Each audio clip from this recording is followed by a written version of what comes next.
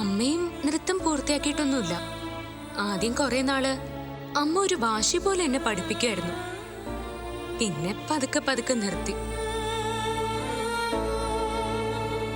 അമ്മയ്ക്ക് വൈകുന്നേരം വരെ ജോലി ഉണ്ടാവും. അത് കഴിഞ്ഞിട്ട് പിന്നെ എപ്പോഴാ സമയം? പിന്നെ പതിയെ ഞാനും മടിച്ചായി. കുട്ടി നൃത്തം കണ്ടിന്യൂ ചെയ്യണം. ഇവിടെ സിറ്റിയില് ക്ലാസ്സുകൾ ഒരുപാടുണ്ട്. മോക്ക് നല്ല ടാലന്റ് ഉണ്ട്. വേണമെങ്കിൽ ഞങ്ങൾ എവിടെയെങ്കിലും ക്ലാസ് അറേഞ്ച് ചെയ്യാം, അല്ലേ അമ്മേ? അതെ. അയ്യോ വേണ്ട. അമ്മയ്ക്ക് എന്നും എല്ലാം പേടിയായിരുന്നു. കുറച്ച് മുതിർന്നപ്പോ മുതല് അമ്മയുടെ പേടികൾ എനിക്ക് മനസ്സിലായി തുടങ്ങി. എന്റെ നൃത്ത പഠനം വെറുതെ അങ്ങ് നിലച്ചതല്ല. എന്റെ ചുവടുകളിൽ അമ്മ പേടിച്ചിരുന്നു. അത് മനസ്സിലായപ്പോ ഞാനും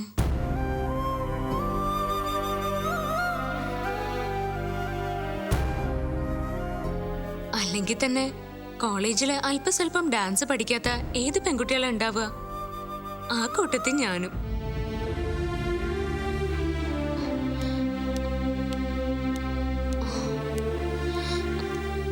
അയ്യോ, എന്തു പറ്റി സാറിന്?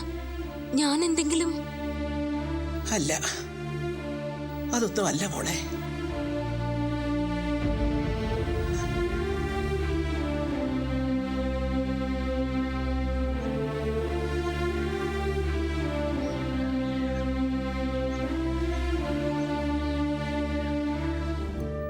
മുത്തശ്ശി,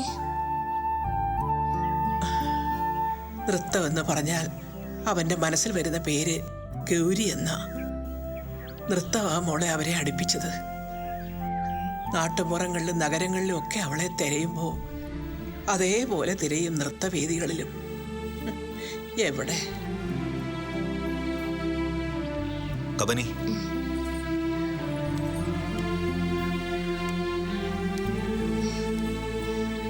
കബനി ഇത് കണ്ടോ?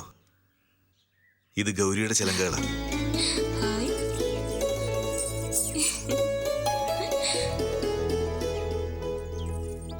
ഞാനിത് കാത്തു സൂക്ഷിക്കാൻ തുടങ്ങിയിട്ട് കാലമേറെയായി. ഒരിക്കൽ ഞാൻ ഗൗരിക്ക് ഒരു പുതിയ ചിലങ്ക വാങ്ങിച്ചു കൊടുത്തു. എന്നിട്ടും അവൾ ഇത് ഉപേക്ഷിച്ചില്ല. മോള് വലുതാകുമ്പോൾ ഇതായിരിക്കണം ആദ്യം അവൾക്ക് കെട്ടിക്കൊടുക്കേണ്ടതെന്ന് അവൾ പറഞ്ഞത്. ഇത് മോള് വെച്ചോ. അയ്യോ വേണ്ട സാർ, ഇത്രയും ദിവ്യമായി കൊണ്ട് നടക്കുന്ന താളം നിലച്ച ചിലങ്ക ശാപം കിട്ടിയ ഒന്നാണ്. അത് ശബ്ദിച്ചുകൊണ്ടേയിരിക്കണം. കഥകളിലും കവിതകളിലും ഒക്കെ പറയുന്നത് പോലെ ചിലങ്കയുടെ ശബ്ദം അതിൻ്റെ ഉടമയെ തേടിക്കൊണ്ടിരിക്കും. മോളുടെ കാലില് ഇത് ശബ്ദമുണ്ടാക്കട്ടെ. അതും ഒരുതരം അന്വേഷണമല്ലേ? മുത്തശ്ശി, വെച്ചോ കുട്ടി, നിനക്ക് അതിന്റെ യോഗം. കോളേജിലെ ഫംഗ്ഷനിലെ ഡാൻസിന് ഞാൻ മോക്ക് പ്രസന്റ് ഒന്നും തന്നില്ലല്ലോ. ഇതങ്ങനെ കരുതിയാൽ മതി. മോൾ അതൊന്ന് കാലിൽ കെട്ടി നോക്കിയേ. വേണ്ട മുത്തശ്ശി, പിന്നെ എല്ലാവരും ഇമോഷണലാവും. ഏയ്, അതൊന്നും ഉണ്ടാവില്ല മോളെ. മോള് ധൈര്യമായിട്ട് കെട്ടിക്കോ. ചെല്ലു മോളെ.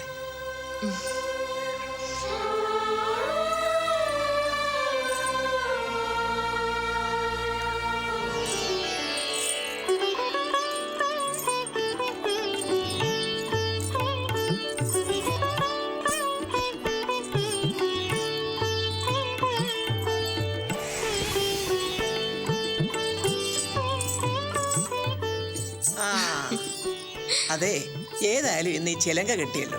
ഇനി നൃത്തവും കൂടി ഒന്ന് കാണാം. അയ്യോ വേണ്ട മുത്തശ്ശി, ഞാൻ ഇവിടെ വന്നതിന് തന്നെ എല്ലാവരും ദേഷ്യത്തിലാ. ഇനിയിപ്പോ ഡാൻസ് കൂടി കളിച്ചോ? കുട്ടി, ഞങ്ങൾ മൂന്നുപേരും എപ്പോഴും ഒന്നും ഇങ്ങനെ ഒന്നിച്ചിരിക്കാറില്ല. പരസ്പരം വിശേഷങ്ങൾ അന്വേഷിക്കുന്നു, കുറച്ച് കഴിയുമ്പോൾ പിരിയുന്നു, അത്രേ ഉള്ളൂ.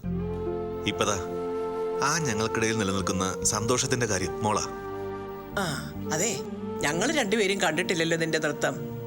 ദേ മോളുടെ നൃത്തം കാണണ്ടേ? കണ്ടോ, മുത്തച്ഛനും ആഗ്രഹമുണ്ട്. മുത്തശ്ശി, ഇനി തടസ്സം ഒന്നും പറയണ്ട. ചെല്ല്, തുടങ്ങിയാ മതി. സൂര്യ, നീ ഇരിക്കും മോനെ. ചെല്ലു മോളെ.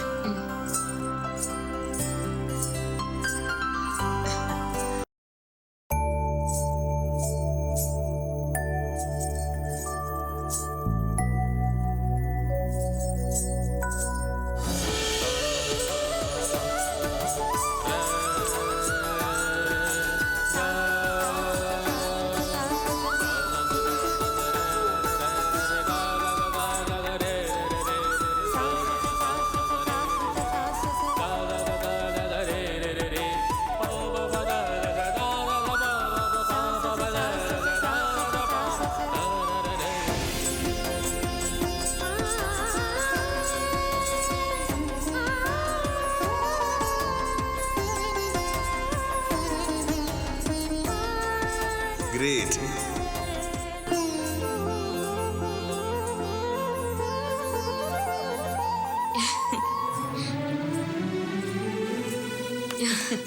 മിടുക്കി, അസലായി.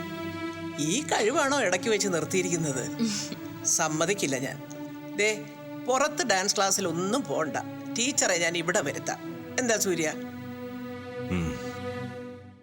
എന്ത് പറ്റിയടാ? ഏയ് ഒന്നുമില്ലമ്മേ, മനസ്സ് എവിടേക്കോ പോയി. ഞാൻ പറഞ്ഞില്ലേ സാറിന് ടെൻഷൻ ആവുന്നു.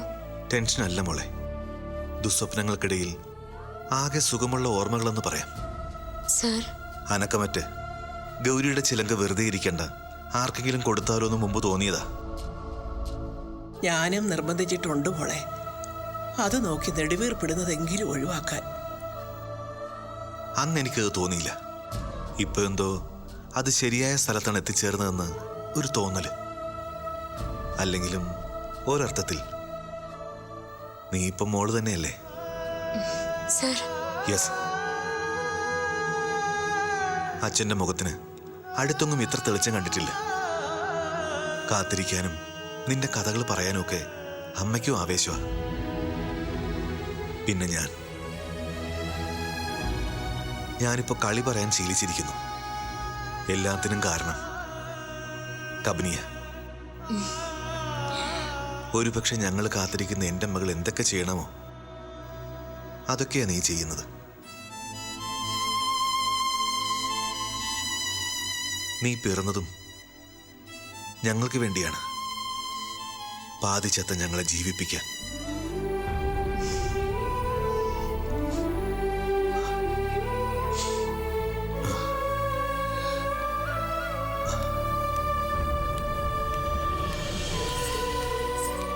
മുത്തശ്ശി, സാറിന്റെ കണ്ണൊക്കെ നിറഞ്ഞു. അത് സന്തോഷം കൊണ്ടാ മോളെ. പലപ്പോഴും ഞങ്ങളെ കാണിക്കാൻ അവൻ ചിരിക്കും, പക്ഷേ അതൊന്നും ഉള്ളിൽ തട്ടിയല്ലാതെ ഞങ്ങൾക്കറിയാം. വിട്ടുകളാ, ഇനി നീ അത് പറഞ്ഞ് ടെൻഷൻ ആവണ്ട. ദേ, എങ്ങനുണ്ട് ഡാൻസ്? മിടുക്കിയല്ലേ? അതെ, ഇനിയും ഞാനിത് കെട്ടിക്കൊണ്ടിരുന്ന മുത്തശ്ശന്റെ എണ്ണയിടല് മുടങ്ങും. മുത്തശ്ശി, ഞാനിത് കൊണ്ടുപോണോ? പിന്നെ അല്ലാതെ. അത് ഇത്രയും വലിയ സ്വപ്നങ്ങളുടെ ഭാരം ചുമക്കാനൊന്നും എനിക്ക്. ആരാ പറഞ്ഞത് പറ്റില്ല എന്ന്? ഞങ്ങളുടെ 3 പേരുടെ ഇപ്പോഴത്തെ സ്വപ്നം ആരാന്നാ? നീ തന്നെ.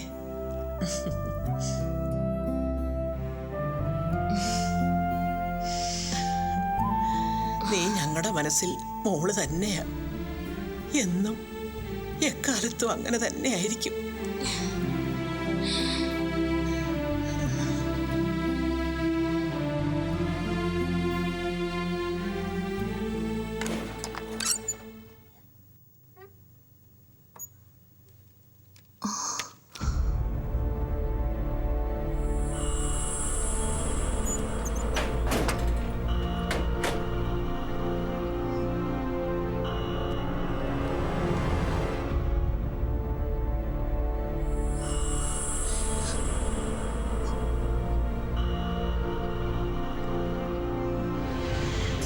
രാധിക മാഡം, ഞാൻ എൻ്റെ വിസിറ്റിംഗ് കാർഡ് ഇവിടെ വയ്ക്കുന്നുണ്ട്. നിങ്ങളൊന്ന് ആലോചിച്ചിട്ട് സഹായിക്കാനുള്ളൊരു ഉത്തരം വന്നാൽ പ്ലീസ് കോൾ മീ.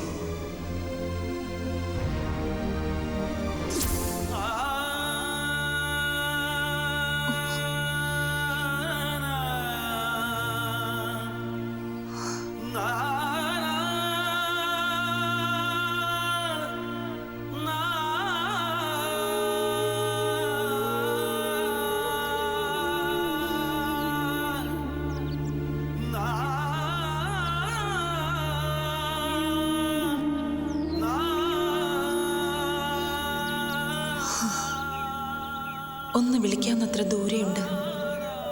എത്ര കാലം ഇതിനു വേണ്ടി ഞാൻ കാത്തിരുന്നു. എവിടെയാണ്, സുഖമായിരിക്കുന്നു എന്നൊക്കെ അറിയാൻ. അന്നൊക്കെ ഒരു കുറ്റവാളിയുടെ മുഖമായിരുന്നില്ല എൻ്റെ മനസ്സിൽ. പക്ഷെ ഇപ്പോൾ വർഷങ്ങൾക്കപ്പുറവും എന്നെ എൻ്റെ മോളെയും തിരഞ്ഞു നടക്കുന്നു എന്നറിയുമ്പോൾ ഞാൻ എന്താ വേണ്ടത്? ഓരോ നിമിഷവും ഞാൻ ഗൗരിയാണെന്നൊരു വാക്ക് പറയണമെന്ന് തോന്നും. പക്ഷെ വേണ്ട, എൻ്റെ ജീവിതം ഇരുട്ടിലാണ്. ആ ഇരുട്ട് അങ്ങയുടെ ജീവിതത്തിലേക്ക് കൂടി പകരണ്ട. ഞാൻ സഹിച്ചോളല്ല.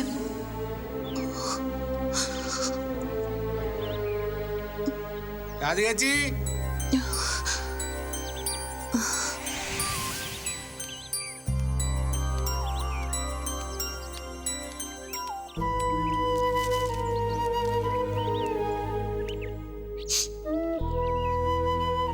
എന്താ രാധികേച്ചി? എന്താ എന്തോ ഒരു ടെൻഷൻ പോലെ? അതല്ലാതെ വേറെന്താ എനിക്കുള്ളത്? ആ, രാധികേച്ചി ഒരു കാര്യം അറിഞ്ഞു. ഇന്ന് അമ്പലത്തിലൊരു സംഭവം ഉണ്ടായി. എന്താ? ഒരാള് വഴിപാട് കഴിക്കാനായി അമ്പലത്തിൽ വന്നു. വഴിപാടിനെ ചീട്ടെഴുന്ന രവിയേട്ടനോട് നാളും പേരും പറഞ്ഞു. രവിയേട്ടൻ നോക്കുമ്പോൾ ആ നാളും പേരും ഒക്കെ ഉള്ള ആള് നമ്മുടെ നാട്ടിലുള്ള ഒരാള്. അപ്പൊ രവിയേട്ടൻ വന്ന ആളോട് ആരാ എന്താന്നൊക്കെ ചോദിച്ചു. അപ്പോഴല്ലേ സത്യം അറിയുന്നത്. ആ മനുഷ്യന്റെ ഭാര്യ ഇവിടെ വേറെ പേരിൽ താമസിക്കാന്ന്. ആരാ പെണ്ണെന്ന് രാധികേച്ചിക്ക് മനസ്സിലായോ? എനിക്കോ? എനിക്കെങ്ങനെ മനസ്സിലാവാനാ? എന്നാ ചോദിച്ചു വന്ന ആളെ ഞാൻ പറഞ്ഞു തന്നാലോ? അപ്പൊ പിടികിട്ടിയാലോ? ആള് നമ്മുടെ നാട്ടിലൊരു ബിസിനസ്സിന് വന്നതാ. ഇപ്പൊ എന്താ കഥ എന്നറിയോ? സത്യം അറിഞ്ഞപ്പോ നമ്മുടെ നാട്ടിലെ കുറെ ആളുകൾ അയാളുടെ പക്ഷത്ത് കൂടി. അവരയാളെ കൂട്ടി ആ പെണ്ണിനെ കാണാനുള്ള പുറപ്പാടില്ല. എങ്ങോട്ട്? ഇങ്ങോട്ട് തന്നെയാ വരുന്നത്. ഇങ്ങോട്ടോ? അതെ. ആളാരാന്നല്ലേ? നമ്മുടെ കൈതമുക്കിലെ ജനാർദ്ദനേട്ടനില്ലേ? എന്റെ ചേച്ചി ആ പട്ടാളത്തിലുണ്ടായിരുന്ന ആള്. പുള്ളിക്കാരന്റെ മകള് കാർത്തിക. അവള് TTC പഠിക്കാനോ മറ്റോ സിറ്റിയിലേക്ക് പോയിരുന്നില്ലേ? അപ്പൊ ഉണ്ടായിരുന്ന അടുപ്പമെന്നു. അവരവിടെ ഭാര്യയും ഭർത്താവിനെ പോലെ ജീവിച്ചിരുന്നെന്നു. അവള് നാടും വീടും പേരും ഒക്കെ മാറ്റിയാ പറഞ്ഞത്. പാവം ആ മനുഷ്യൻ അന്വേഷിച്ച് വലഞ്ഞു. ഇന്ന് നമ്മുടെ നാട്ടിലൊരു ബോംബ് പൊട്ടും. എന്നാലും സ്വന്തം പേര് പോലും മാറ്റി ഈ പെണ്ണുങ്ങള്. നിനക്ക് എന്തറിയാം? അങ്ങനൊരു പെണ്ണ് ചെയ്യണമെങ്കിൽ കൃത്യമായ കാരണം ഉണ്ടാവില്ലേ? അല്ല, രാധികേച്ചി ആൾമാറാട്ടക്കാരി പെണ്ണിനെ ന്യായീകരിക്കുക. ഗണേശ, സ്വന്തം പേര് സൂക്ഷിക്കുന്ന പെണ്ണുങ്ങൾക്ക് പോലും സ്വന്തം വ്യക്തിത്വം സൂക്ഷിക്കാൻ പറ്റുന്നുണ്ടോ എവിടെയെങ്കിലും? ഏത് പെണ്ണിനാ സ്വാതന്ത്ര്യമുള്ളത്? ഏതവളാ പേടിക്കാത്തത്? പെണ്ണിന്റെ സ്വാതന്ത്ര്യത്തെക്കുറിച്ച് എത്രമാത്രം ചർച്ച നടന്നാലും അവക്കിപ്പോഴും പേടിക്കാൻ മാത്രമേ അറിയൂ. ഒളിക്കേണ്ടവളാ. രാധികേച്ചി മാത്രം ആ പെണ്ണിനെ ന്യായീകരിച്ച് ഞാൻ കേട്ടത്. ബാക്കിയാരും പറയില്ല. എല്ലാവർക്കും അവളെ വിചാരണ ചെയ്യുന്നതും ശിക്ഷിക്കുന്നതും മാത്രം അറിഞ്ഞാൽ മതിയല്ലോ. അവളുടെ മനസ്സ് അതാരും ചോദിക്കില്ല, അറിയാൻ ശ്രമിക്കില്ല. അല്ല, മതി, എനിക്ക് കേൾക്കണ്ട. എന്താ, വിചാരണയ്ക്ക് നീ പോകുന്നില്ലേ? ഏയ്, ഞാനൊന്നും പോകുന്നില്ല. അല്ല, രാധികേച്ചി ഇന്ന് മുതൽ ജോലിക്ക് പോയി തുടങ്ങുമെന്ന് പറഞ്ഞിട്ട് ഇറങ്ങാൻ തോന്നിയില്ല. എന്തിനാ ഇപ്പൊ പോയിട്ട്? കൂലി കൂട്ടി ചോദിക്കാനോ? ആർക്ക്?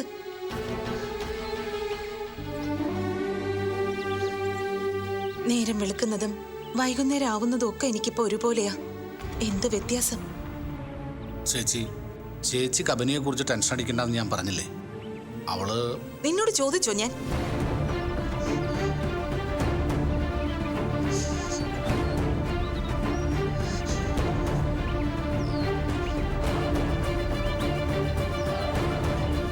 അല്ല ചേച്ചി, എനിക്ക് ആരുടെയും വിശേഷങ്ങൾ അറിയണ്ട. അച്ഛൻ പോയില്ലേ? ഞാൻ സഹിച്ചില്ലേ? അതിനു മുൻപ് നഷ്ടങ്ങൾ സംഭവിച്ചിട്ടും ഞാൻ സഹിച്ചില്ലേ? ഇനി ജീവൻ പോകുന്നത് വരെ ഇതിനകത്ത് കിടക്കണം. അല്ലാതെ എന്താ? അല്ല, ഞാൻ ഒന്ന് പോകുന്നുണ്ടോ നീ? ചേച്ചിക്ക് അവളോട് ഇനിയും ക്ഷമിക്കാനായില്ലേ? നിന്നോട് പോകാനാ പറഞ്ഞത്. നിന്റെ അമ്മ നിത്യേന നിന്നെ ഓർത്ത് കരയുന്നുണ്ട്. നിനക്കൊരു ഉത്തരവാദിത്വം ഇല്ലെന്ന് പറഞ്ഞു. നീ ആ കണ്ണീര് കാണാറുണ്ടോ? അതിന്റെ വില മനസ്സിലാക്കാറുണ്ടോ? അമ്മ കരയാൻ തുടങ്ങുമ്പോ നാശമൊന്നും പറഞ്ഞ് വീട്ടിൽ നിന്ന് ഇറങ്ങി പോവാറല്ലേ പതിവ്. ഏതമ്മയുടെ കരച്ചിലടാ മക്കൾക്ക് മനസ്സിലായിട്ടുള്ളത്? അവർക്കൊരു ആശ്വാസം കൊടുക്കാത്ത നീ എന്നെ എങ്ങനെ ആശ്വസിപ്പിക്കുന്നത്? എന്നെ കൊണ്ടൊന്നും പറയിപ്പിക്കണ്ട. ചേടാ, രാവിലത്തെ കണി ശരിയില്ല. അമ്മ ഇവിടെയും വന്ന് കരഞ്ഞു എന്നാ തോന്നുന്നു. വെറുതെ എരന്ന് വാങ്ങിച്ചു. ആ, സ്ഥലം വിട്ടേക്കാം, അതാ നല്ലത്.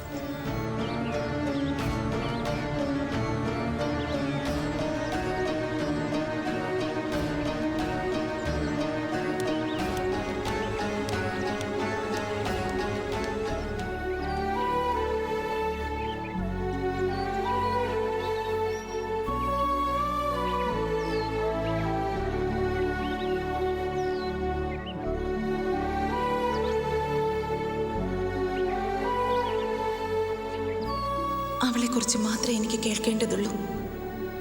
ഇപ്പോൾ അവൾ എവിടെയാണോ അവിടെ സുരക്ഷിതയാണെന്ന് എനിക്കറിയാം. പക്ഷേ ഇപ്പോഴത്തെ അവസ്ഥയിൽ എനിക്ക് ഇങ്ങനെ പെരുമാറാനേ പറ്റൂ.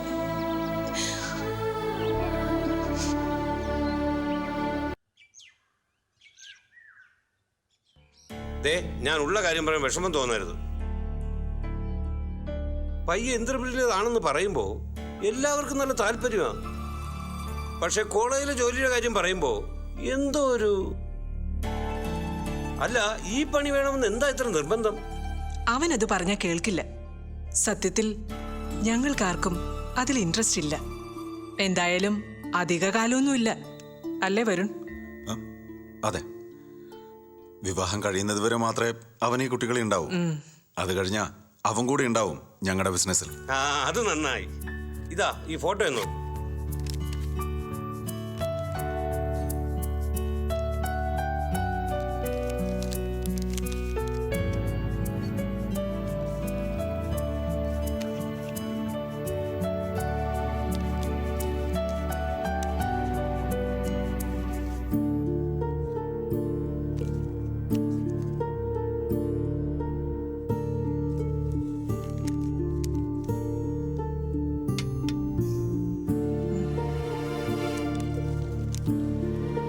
വരുൺ, ഋഷി കോളേജിലെ ജോലി വിടുന്ന കാര്യമൊന്നും ചിന്തിക്കണ്ട.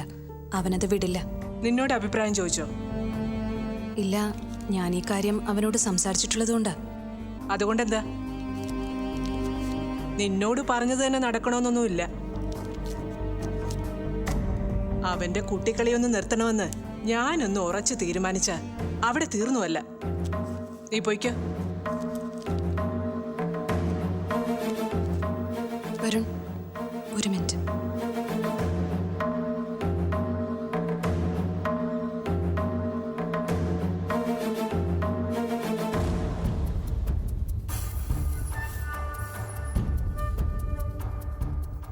എന്താ എന്താ നിങ്ങൾ ഈ ചെയ്യുന്നേ? മമ്മിയുടെ വാശി ഓക്കെ, പക്ഷെ വരുണോ?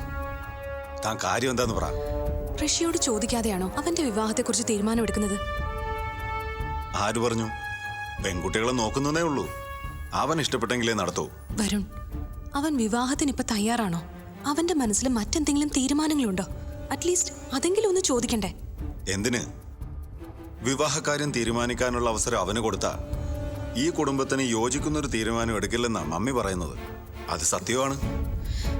വരുൺ, അവസാനം ഒരു ബഹളത്തിനിടയാവരുത്, അത്രേ ഞാൻ പറയുന്നുള്ളൂ. ആദ്യം താൻ ഈ സപ്പോർട്ടിംഗ് ഒന്ന് നിർത്തിയാൽ മതി. അവൻ നന്നായിക്കോളും. പറഞ്ഞിട്ട് കാര്യമില്ല, അനുഭവിച്ചാലേ പഠിക്കും. എന്താ? ഒന്നുമില്ല.